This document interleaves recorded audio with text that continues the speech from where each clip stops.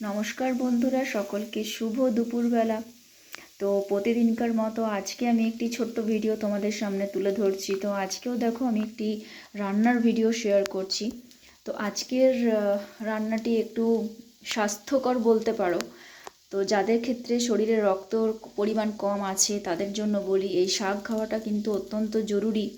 প্রতিদিন যদি একটু করে শাক থাকে, কিছু না কিছু শাক, তো ভালো হয়।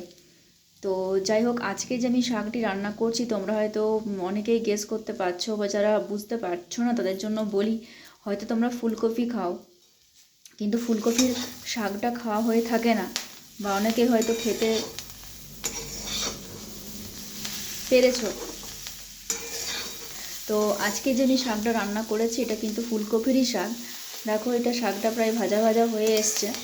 তো জাস্ট কিছুই করিনি, শাকটাকে কুচি করে কেটে নিয়ে ভালো করে ধুয়ে একটু সিদ্ধ করে নিয়েছি, এবং তারপর একদম ফ্রাই করে ভেজে নিয়েছি রসুন আর পাঁচফোড়ন দিয়ে।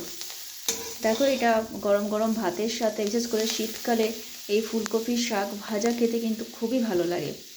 তো বন্ধুরা, সকলে কিন্তু প্রতিদিন একটু হলেও সবুজ শাকসবজি, মাছ মাংস তো তোমরা খাওই, কিন্তু আমাদের শরীরে কিন্তু শাকসবজি, বিশেষ করে সবুজ জাতীয় যদি খাবার খাওয়া হয় তাহলে আমাদের শরীরের পক্ষে কিন্তু খুবই উপকারী।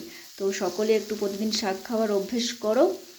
আর কি বলবো, তোমরা সকলে ভালো থেকো, সুস্থ থেকো। আমার শাক তো রান্না হয়ে গেছে, তোমরাও একটু পারলে কপি শাক রান্না করে দেখো কেমন লাগছে। তো আজকের ভিডিওটি আমি এখানেই শেষ করছি। Tata, bye bye.